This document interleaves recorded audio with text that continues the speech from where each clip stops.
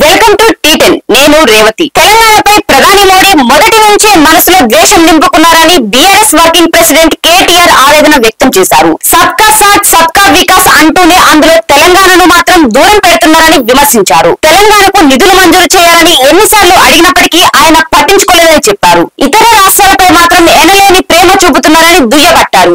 మొన్నటి కేంద్ర బడ్జెట్ లో తెలంగాణకు చేసిన అన్యాయం అంతా ఇంతా కాదని విమర్శించారు. హైదరాబాద్ మెట్రో కోసం నిధులు మంజూరు చేయాలని ఎన్నిసార్లు కోరినప్పటికీ పెడచెవిన పెట్టారని మండిపడ్డారు. తాజాగా ప్రకటించిన బడ్జెట్ లోనూ మళ్లీ హైదరాబాద్ మెట్రోకు మొండి చెయ్యి చూపించారని ఆవేదన వ్యక్తం చేశారు. రాష్ట్రం ఏర్పడిన నాటి నుంచే తల్లిని చంపి బిడ్డను బతికించారంటూ మోడీ తన తెలంగాణ వ్యతిరేకత ఎన్నోసార్లు బయట పెట్టుకున్నారని చెప్పారు.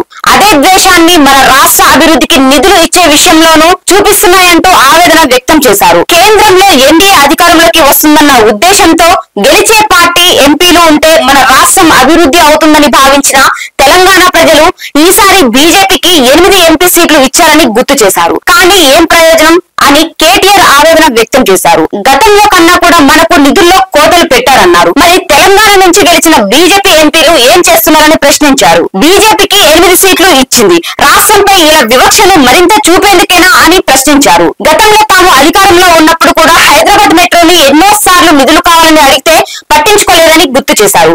ఇదే కేంద్రం హైదరాబాద్ మెట్రోను విస్మరిస్తూ మిగతా రాష్ట్రాల్లో మెట్రో ప్రాజెక్టులకు మాత్రం భారీగా నిధులు కేటాయిస్తుందని లెక్కలతో సహా కేటీఆర్ వివరించారు.